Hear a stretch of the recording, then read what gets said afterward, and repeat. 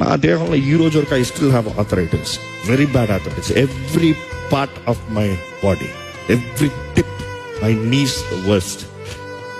కానీ దేవుడి కృపను బట్టి, అందుకని చెప్తున్నాను, దేవుడి కృపను బట్టి ఈ రోజు వరకు నిటారుగా మోకరించి ప్రార్థన చేస్తా.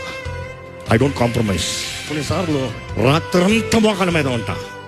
I don't compromise. నొప్పి ఉంటుంది, ఎవడు కాదంటారు, కానీ నొప్పి ఎట్లా ఉండేదే కదా.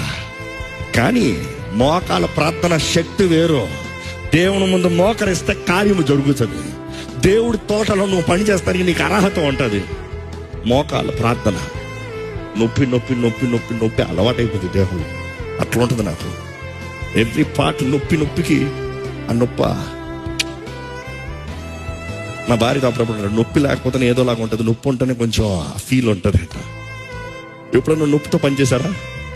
నొప్పి లేకుండా చేసి వేరు, నొప్పితో పనిచేసి వేరు.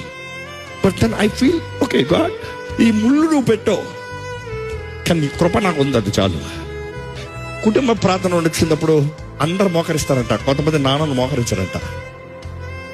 అడిగితే నేను ఇంటి యజమాని అంటారంట. ఇంటికి యజమానేమో కానీ దేవుని సింహాసనం ముందుకు వచ్చేటప్పటికి మోకరించాల్సిందే. తండ్రి మోకరించిన రోజున పిల్లలందరూ లైన్ కడతారు మోకాల మీద. That's for sure. నేను అనేక సార్లు మాట చెప్తాను, దేవుని కృపను బట్టి మరలా దేవునికి చెప్తా.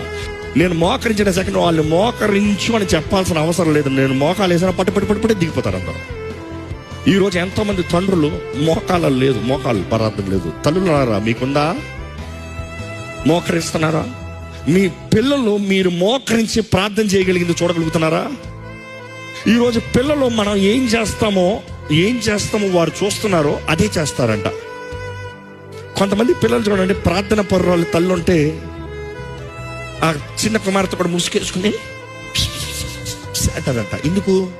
That is what she seeing. అదే చూసింది కాబట్టి. అదే ఫోన్లో అమ్మ పాప ఏం చేస్తుంది? ఓ బొమ్మ ఫోన్ పెట్టుకుంటుంది, అదే గోల చేస్తుంది. పిల్లలు తల్లిదండ్రులని అట్లా మిమిక్ చేస్తారంట. They are replicated.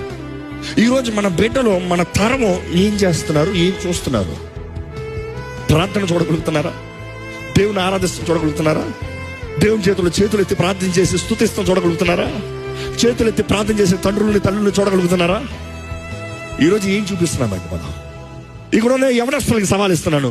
మీ తోటి వారికి, మీ స్నేహితులకి, మీ బంధుమిత్రులకి వాట్ ఆర్ యు షోయింగ్? నువ్వు విశ్వాసాన్ని కనబరచగలుగుతున్నావా? లేకపోతే వాళ్ళు ఏమనుకుంటారు అనుకుంటున్నావా? రాజు అయినా సరే రాజాది రాజు ముందు వచ్చేటప్పటికి ఏం చేయాలి? మోకరించి చేతులు ఎత్తి పెట్టాలి.